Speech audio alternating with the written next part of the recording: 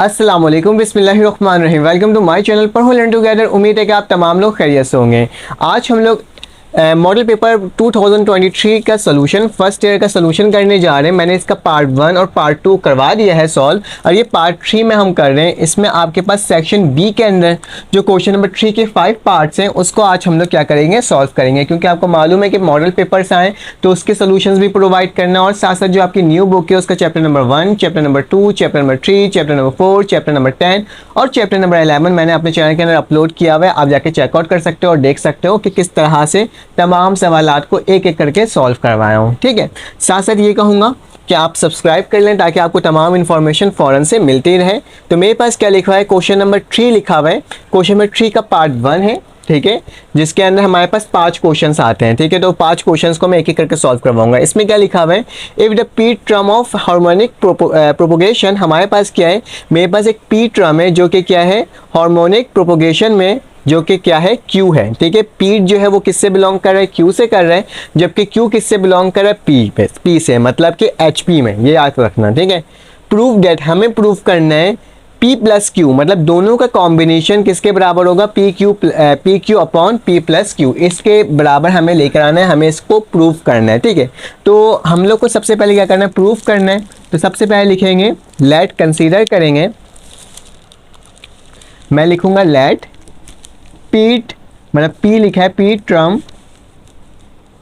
Is corresponding, मैं क्या कर रहा हूँ, मैं लिख रहा हूँ P term is corresponding of AP arithmetic propagation is, P किसके बराबर था, P हमारे पास Q के बराबर था। तो अगर हम अर्थमेटिक प्रोपोगेशन के अकॉर्डिंग देखेंगे तो ये किसके बराबर हो जाएगा, 1/Q के हो जाएगा, क्योंकि इसका रेसिप्रोकल हो जाता है। ठीक है, तो P टर्म किसके बराबर है, Q के बराबर है, तो मैंने इसको लिख दिया let P term is corresponding of AP is 1/Q and, और मेरे पास क्या लिखा हुआ है, जबकि मेरे पास Q टर्म किसके है, P के, तो ये भी अर्थमेटिक प्रोपोगेशन में किसके बराबर हो जाएगा, एंड Q टर्म इज, मेरे पास Q टर्म किसके बराबर हो जाएगा, 1/P के हो जाएगा। सेम ये लिखा हुआ था ना कि मेरे पास P जो था वो Q के बराबर था, मैंने अर्थमेटिक प्रोपोगेशन में लिखा तो क्या आ गया, 1/Q आ गया, और यही चीज़ Q P के बराबर था तो मैंने अर्थमेटिक प्रोपोगेशन में लिखा तो 1/P के बराबर हो गया। इससे मालूम ये पड़ रहा है, as we according to the given condition, condition के अकॉर्डिंग हमें ये समझ में आ रहा है, एज वी नो डैट, मैं अकॉर्डिंग टू गिवन कंडीशन लिख देना कि अकॉर्डिंग टू गिवन कंडीशन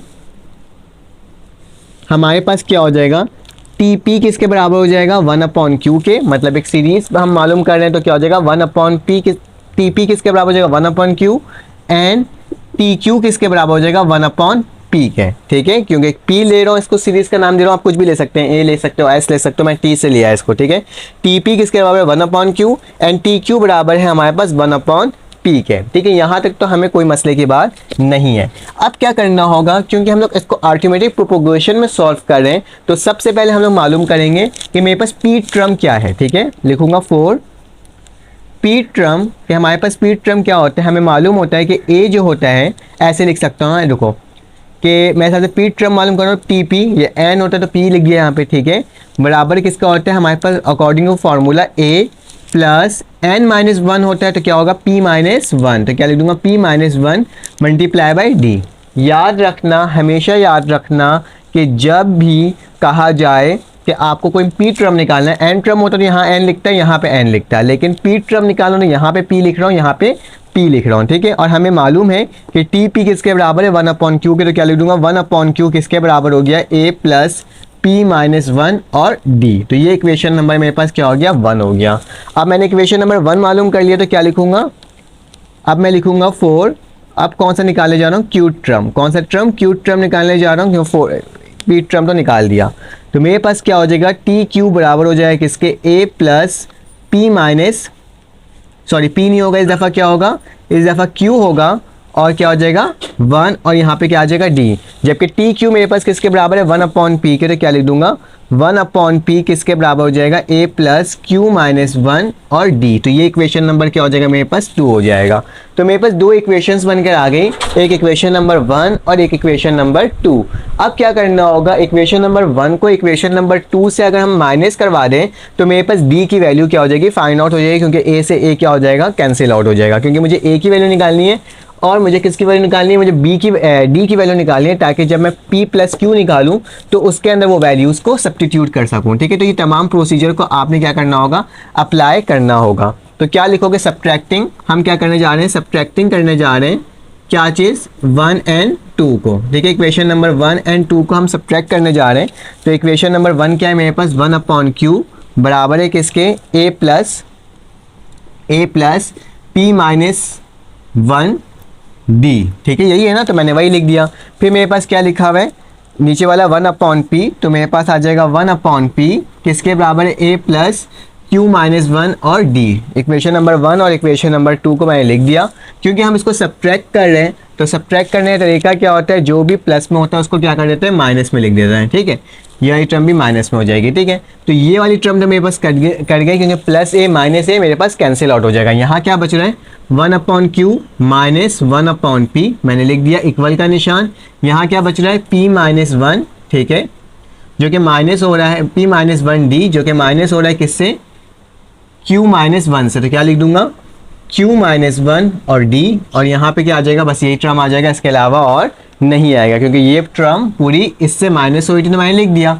अब चलो आज इसका एलसीएम ले लो, और एलसीएम लेके देखो क्या आ रहा है, ये इससे मल्टीप्लाई ये इससे मल्टीप्लाई, तो मेरे पास क्या हो जाएगा p minus Q upon QP, मैंने वैसे ही लिख दिया। ठीक है, अब यहाँ पे देख लो क्या हो रहा है, इन दोनों में से मेरे पास d कॉमन आ रहा है, तो मैंने d कॉमन ले लिया, तो p माइनस 1, ठीक है, माइनस का निशान q माइनस 1। ठीक है, अब क्या करूँगा, अंडर के ब्रैकेट सॉल्व करके देखूंगा क्या आ रहा है, तो यहाँ पे QP तो मेरे पास वैसे ही उतर गया, d मैंने लिख दिया, स्मॉल ब्रैकेट हो जाएगा, p को p लिखेंगे, 1 माइनस 1 को 1 लिखेंगे, माइनस प्लस माइनस का q माइनस प्लस प्लस का 1, क्योंकि माइनस माइनस क्या होता है प्लस हो जाता है, ये प्लस और ये माइनस कट गया, तो मेरे पास p minus Q upon Q p किसके बराबर आ गया d, और यहाँ पे क्या बच गया p minus Q.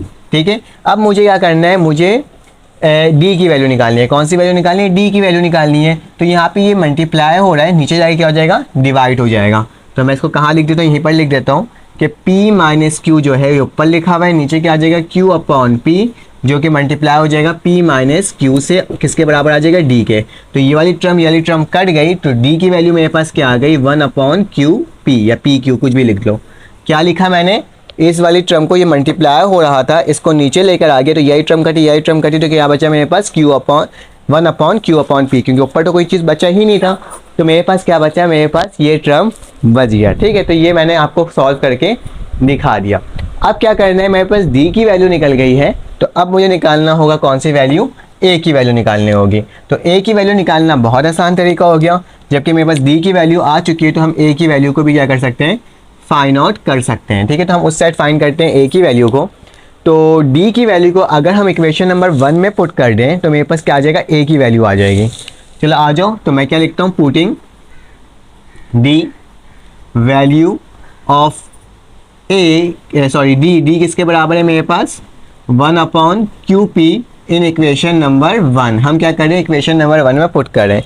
Equation number 1 क्या मेरे पास 1/Q है, तो क्या लिख दूंगा 1/Q। उसके बाद क्या लिखा हुआ है, इक्वल का निशान है, इक्वल लिख दिया, फिर a लिखा हुआ है तो मैंने a लिख दिया, फिर प्लस का निशान है मैंने प्लस डाल दिया, फिर p माइनस 1 लिखा हुआ है तो p माइनस 1 लिख दिया, जबकि d की वैल्यू क्या आई है मेरे पास 1/QP, तो क्या लिख दूंगा 1/QP लिख दूंगा। ठीक है, सिंपल इसको कैलकुलेशन प्रोवाइड करना है, सॉल्व करना है, इसको कैसे होगा देखो, 1/Q वैसे ही रहेगा, ये p माइनस 1 जब 1 से मल्टीप्लाई होगा तो क्या आ जाएगा p माइनस 1 आ जाएगा, और नीचे क्या आ जाएगा QP आ जाएगा। ठीक है, तो मैंने क्या लिख दिया QP लिख दिया। मुझे a की वैल्यू चाहिए, तो ये प्लस में इक्वल टू के बाद आके क्या हो जाएगा बेटा, माइनस में हो जाएगा। बस कैलकुलेशन ज़्यादा है और कुछ भी नहीं है इसमें। ठीक है, माइनस का निशान ब्रैकेट में आएगा, क्योंकि दो वेरिएबल है, QP हो जाएगा, किसके बराबर हो जाएगा, a के बराबर हो जाएगा। ठीक है, अब क्या करना है, इसको सॉल्व कर लेना है। कैसे सॉल्व होगा दिखाता हूँ मैं आपको, इस तरह से देखो, वन अपॉन क्यू लिखा, माइनस का निशान डाला, ये क्यू पी इसके साथ भी है और इसके साथ भी है, तो माइनस प्लस माइनस का क्या हो जाएगा, क्यू पी अलग करके लिख रहा हूँ, माइनस माइनस प्लस हो जाएगा और यहाँ क्या आ जाएगा मेरे पास वन अपॉन क्यू पी। ठीक है, तो मैंने क्या करा, इस क्यू पी को एक दफ़ा इसके साथ लिखा, इसके साथ लिखा और माइनस को एक दूसरे से मल्टीप्लाई कर दिया। ठीक है, पी से क्या हो गया, पी कैंसिल आउट हो गया, ये ए है। ठीक है, पी से पी कैंसिल आउट हो गया, तो क्या बचा मेरे पास, यहाँ पे जगह नहीं है, मैं कहाँ लिखूँ, मैं लिख देता हूँ इधर लिख देता हूँ, ऊपर लिख देता हूँ। ठीक है, तो ये मेरे पास देखो क्यू पी से क्यू पी कट गया, तो मेरे पास ए किसके बराबर आ जाएगा, वन अपॉन क्यू, माइनस का निशान वन अपॉन क्यू, क्योंकि पी पी कट गया था, और प्लस का क्या हो जाएगा वन अपॉन क्यू पी। देखो प्लस का वन अपॉन क्यू, माइनस का वन अपॉन क्यू, तो ए की वैल्यू क्या आ गई, वन अपॉन क्यू पी। जो मेरे पास डी की वैल्यू थी वही वैल्यू मेरे पास क्या आ गई, ए की वैल्यू आ गई। ठीक है, अब मेरे पास डी भी निकल गया, मेरे पास ए भी निकल गया। अब हम क्या निकालेंगे, हम निकालेंगे सवाल का जो अहम क्वेश्चन है कि पी प्लस क्यू टर्म को हमें क्या करना है, सॉल्व करना है, जो कि किसके बराबर आ रहा है, इसके बराबर आ रहा है। तो मैं क्या करता हूँ, मैं इतने हिस्से को रब करता हूँ ताकि क्या हो सके, ये तमाम चीज़ें तो आपने देख लिया होगा और टार्ट भी लिया होगा। ठीक है, तो मैं इस पूरे टर्म को रब कर देता हूँ ताकि क्या हो सके, जितना हिस्सा मुझे करना है बस, जहाँ पे मैं काम करवाऊँगा आपको, ये हिस्से में काम करवाऊँगा। डी को नहीं मिटा रहा हूँ क्योंकि डी तो हमें करना ही है सॉल्व, देखना ही है उसको। ठीक है, इतने हिस्से को मैंने क्या कर दिया, आपके सामने रब कर दिया है। अब आगे सॉल्व करते हैं। ठीक है, सॉल्व क्या करेंगे, अब लिखोगे now for P plus Q term. अब हम क्या निकालेंगे, पी प्लस क्यू टर्म को निकालने जा रहे हैं।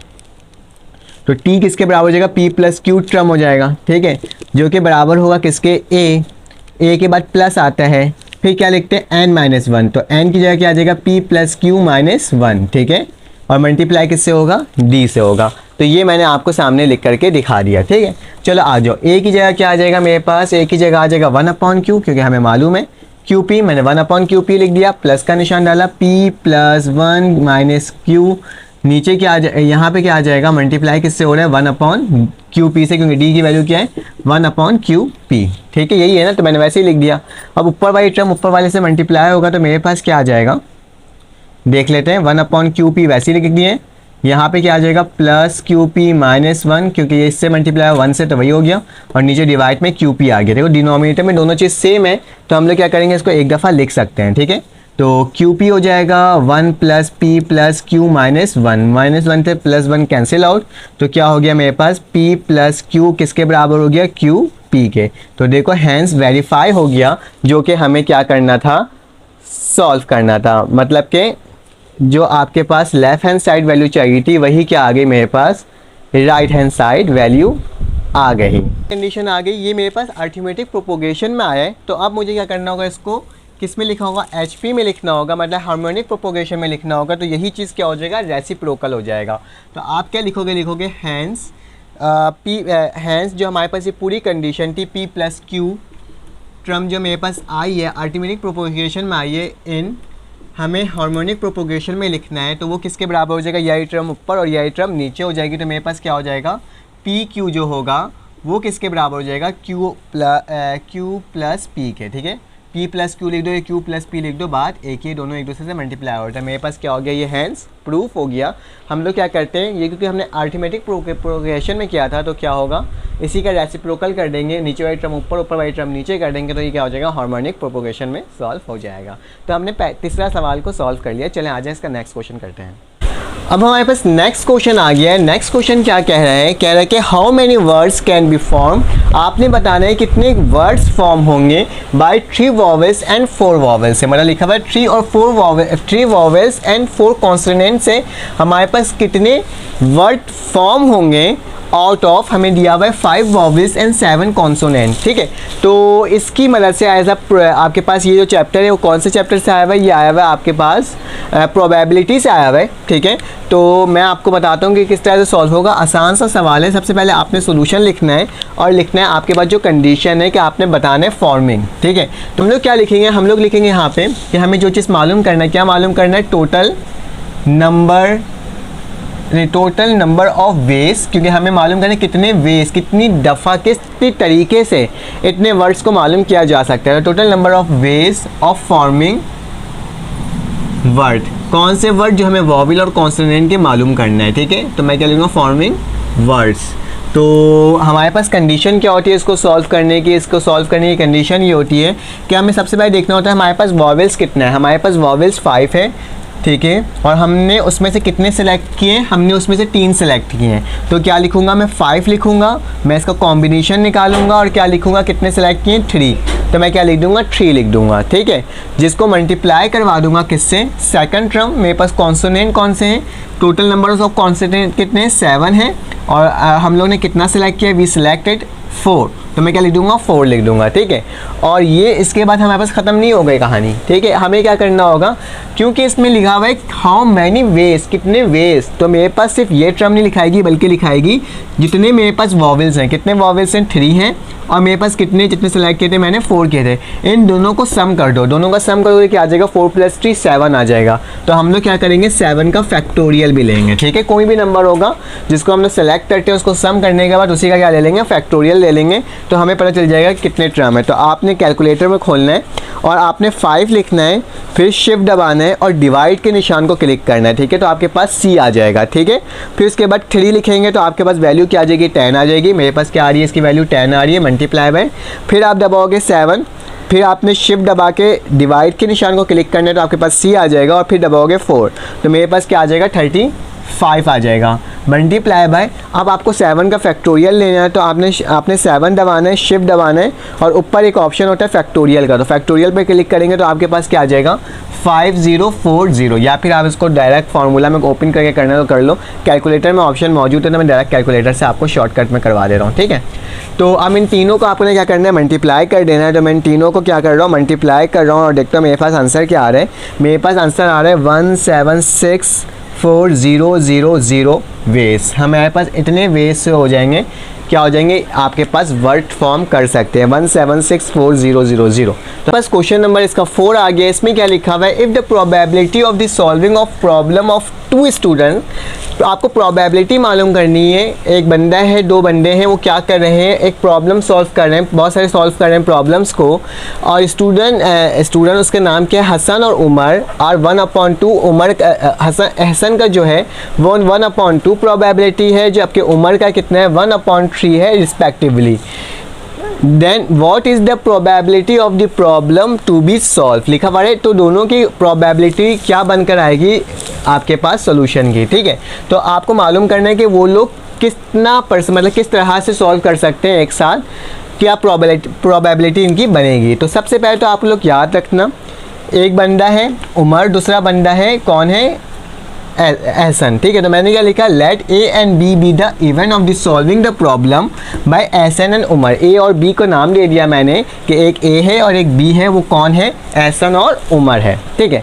तो इस सवाल को देख के कंडीशन समझ में क्या आ रहा है, कोई प्रॉब्लम है जिसको एक प्रॉब्लम है जैसे कि पी ऑफ ए है, मेरे पास पी ऑफ ए कौन है एहसन है, ठीक है, जो कि कुछ आपके पास प्रॉब्लम को सॉल्व कर रहा होगा, ठीक है, कुछ प्रॉब्लम को सॉल्व कर रहा होगा, जो कि कुछ प्रॉब्लम को सॉल्व करा होगा, ठीक है, एक चीज़ को याद रखना। और कुछ आपके पास पी ऑफ बी मतलब जो उमर है वो भी किसी प्रॉब्लम को सॉल्व कर रहा होगा, और इन दोनों में से जैसे कि मैं एक सपोज कर रहा हूँ मेरे पास 5 सवाल आते हैं, ठीक है, 5 सवाल आते हैं, तो 5 सवाल में से 2-3 ये सॉल्व कर रहा होगा, 2 ये सॉल्व कर रहा होगा, ये 2 सॉल्व ये कर रहा होगा, 4 ये सॉल्व कर रहा होगा, 1 सॉल्व कर रहा होगा, ऐसा हो सकता है ना, कंडीशन हो सकती है। ये भी हो सकता है कि ये बंदा 4 सॉल्व कर रहा हो और ये भी 4 सॉल्व कर रहा होगा और दोनों को 1 नहीं आ रहा हो, ये भी कंडीशन हो सकती है।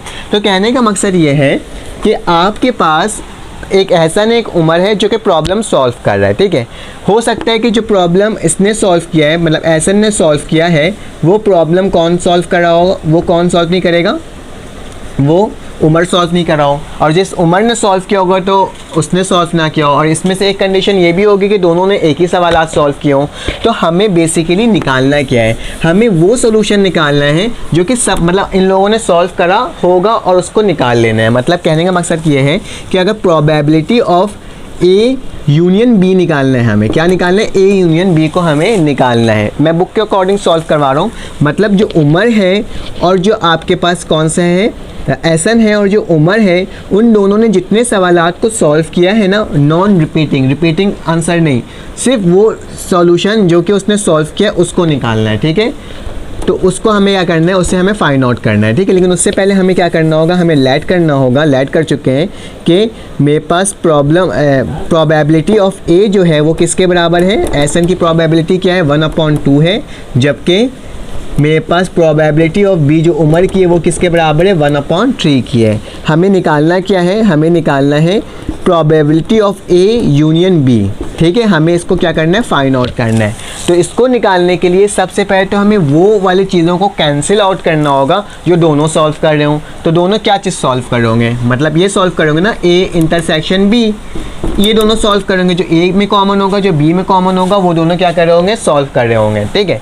तो वो जो टर्म होगी ना उसे हमें निकाल के फेंक देना है, क्योंकि हमें वो टर्म तो चाहिए नहीं, रिपीटेड चीज़ें चाहिए नहीं। जो ए सॉल्व कर रहा होगा, जो बी सॉल्व कर रहा होगा, वो हमें नहीं चाहिए होगा, ठीक है। तो हम लोग क्या करेंगे, सबसे पहले ए इंटरसेक्शन बी निकालेंगे। तो ए इंटरसेक्शन बी कैसे निकालते हैं, हमने क्या करना होता है, प्रोबेबिलिटी ऑफ ए को मल्टीप्लाई कर दो प्रोबेबिलिटी ऑफ बी से।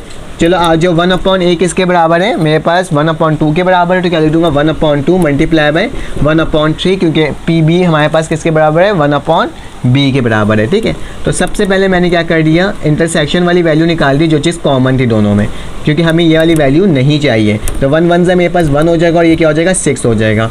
तो इंटरसेक्शन वाली वैल्यू क्या आ गई, P A probability of A intersection B मेरे पास क्या गया 1/6 आ गया, ठीक है। अब जो भी प्रोबेबिलिटी हमारे पास आएगी ना उससे हमको इसको माइनस कर देना होगा। कैसे, देखो मेरे पास P of A union B है, ये बराबर होता है पी ऑफ किसके होते हैं, पी ऑफ ए, ठीक है, प्लस पी ऑफ बी, ठीक है, पी ऑफ बी और minus P of A intersection B, ठीक है। तो ये मेरे पास फॉर्मूला है कि अगर मैं प्रोबेबिलिटी ऑफ ए को प्लस करवा दूं प्रोबेबिलिटी ऑफ बी से और उसको माइनस करवा दूं probability of intersection A B, तो मेरे पास क्या हो जाएगा, मेरे पास ए यूनियन बी निकल आ जाएगा प्रोबेबिलिटी का। मतलब इन दोनों में जो दोनों में सेम सीरीज होगा सिर्फ वो आ जाएगा, और जो कॉमन चीज़ें होंगी वो क्या हो जाएंगी, हट जाएंगी। रिपीटेड चीज़ें, कॉमन से मुराद क्या है, रिपीटेड चीज़ें क्या हो जाएंगी, कैंसिल आउट हो जाएंगी। तो चलो आज जो पी ऑफ ए किसके बराबर है 1/2 प्लस 1/3 माइनस इसकी वैल्यू क्या आई है 1/6 आई है, ठीक है। तो मैंने क्या लिख दिया, ये लिख दिया। अब क्या करोगे बेटा, इसका एलसीएम ले लोगे, तो इसका एलसीएम मेरे पास क्या आएगा 6 आएगा, क्या आएगा 6 आएगा। अब इस 6 को एक दफ़ा इससे मल्टीप्लाई करना, 2 1 ज़ा 2 2 3 ज़ा 6 आ जाएगा यहाँ पे, प्लस इस 6 को एक दफ़ा इससे मल्टीप्लाई करना, 3 1 ज़ा 3 3 2 ज़ा 6 आ जाएगा, ठीक है। माइनस का निशान आ गया मेरे पास, इससे ये काटा तो मेरे पास क्या बच गया 1 बच गया, ठीक है। तो क्या हो जाएगा 3 + 2 - 1 किसके बराबर, 3 + 2 5 5 - 1 तो 4/6 आ जाएगा, ठीक है। तो मेरे पास क्या हो जाएगा 2 2 ज़ा 4 2 3 ज़ा 6, तो मेरे पास इसकी प्रोबेबिलिटी क्या बन गई, P union A union B की वैल्यू क्या आ गई 2/3। तो ये मेरे पास क्या है आंसर है। ये ना बहुत तरीके से सॉल्व हो सकता था, मैंने ये बुक के अकॉर्डिंग सॉल्व करवा दिया जिस तरह से उन्होंने इसको सॉल्व करवाया था, ठीक है। तो ये मेरे पास क्या आ गया, आंसर आ गया कि इस वाले सवाल की प्रोबेबिलिटी क्या बनेगी 2/3। चले आज इसका नेक्स्ट क्वेश्चन सॉल्व करते हैं और देखते हैं वो किस तरह से सॉल्व हो रहा है। मॉडल पेपर के लास्ट क्वेश्चन है इस पार्ट का, तो देख लेते हैं इसको किस तरह से सॉल्व करेंगे। आसान सा सवाल है, मुश्किल नहीं है। लिखा हुआ क्या लिखा हुआ है, find the following statement by the mathematical induction 7n - 4n is divisible by 3। लिखा हुआ 7n और 4n जो है वो क्या है, डिविजिबल बाय 3 है। तो सबसे पहले हम लोग लेट करेंगे कि p ऑफ n जो है वो किसके बराबर है 7n - 4n के। याद रखना मैथमेटिकल इंडक्शन में हम n की वैल्यू को सपोज कर रहे होते हैं। क्या पहले हम 1 सपोज करते हैं, फिर हम इसी n की वैल्यू को हम क्या सपोज करते हैं k, और फिर इसी n की वैल्यू को हम लोग क्या सपोज करते हैं k + 1, ठीक है। तो हम एक एक करके इस वैल्यू को पुट करते हुए इसकी वेरिफिकेशन करते जाते हैं। तो सबसे पहले देखो मैं क्या कर रहा हूँ, पुटिंग, आप क्या लिख लेना, putting the value of n is equal to 1। हम क्या कर रहे हैं, n इज इक्वल टू 1 ले रहे हैं, तो p की वैल्यू 1 हो गई, और यहाँ पे 7 की जगह 1 - 4 की जगह 1, तो 7 में से 4 गया तो मेरे पास क्या बचता है 3। तो हमें मालूम पड़ रहा है कि ये जो 3 है वो डिविजिबल है किससे, 3 से। तो क्या लिख सकता हूँ, प्रूफ लिख सकता हूँ इज डिविजिबल बाय 3 प्रूफ। तो हमने क्या कर दिया, इस वाले हिस्से को प्रूफ कर दिया, क्योंकि ये क्या है डिविजिबल बाय 3 है। पहले कंडीशन के मैथमेटिकल इंडक्शन से हमने क्या कर दिया, इसको वेरीफाई कर लिया। अब सेकंड कंडीशन है, सेकंड कंडीशन में क्या लिखा हुआ है मेरे पास कि अब मुझे क्या करना होगा, n की जगह क्या पुट करना होगा, k पुट करना होगा। क्या पुट करना होगा, k। तो क्या लिखूंगा, p k किसके बराबर हो जाएगा 7 की पावर k माइनस 4 की पावर क्या हो जाएगी k हो जाएगी। ठीक है, जब हम इसको माइनस करेंगे तो हमारे पास 3 तो आएगा ही आएगा। ठीक है, लेकिन ये जो k है इसको हम लोग सपोज कर लेते हैं कि ये मेरे पास किसके बराबर है, d के बराबर है। किसके बराबर है, d के। और ये d जो है वो क्या है, d बिलोंग्स किससे करता है, नेचुरल नंबर से। तो ये मेरे पास क्या है, ट्रू है। ट्रू से मतलब प्रूफ है, इसलिए प्रूफ है क्योंकि मेरे पास ये भी 3 यहाँ पे आ ही रहा है, तो ये भी डिविजिबल क्या होगा, मेरे पास 3 से होगा। ठीक है, क्योंकि मेरे पास डिविजिबल बाय 3 है, तो किसी ना किसी कंडीशन में ये मेरे पास क्या हो जाएगा, 3 से डिविजिबल होगा।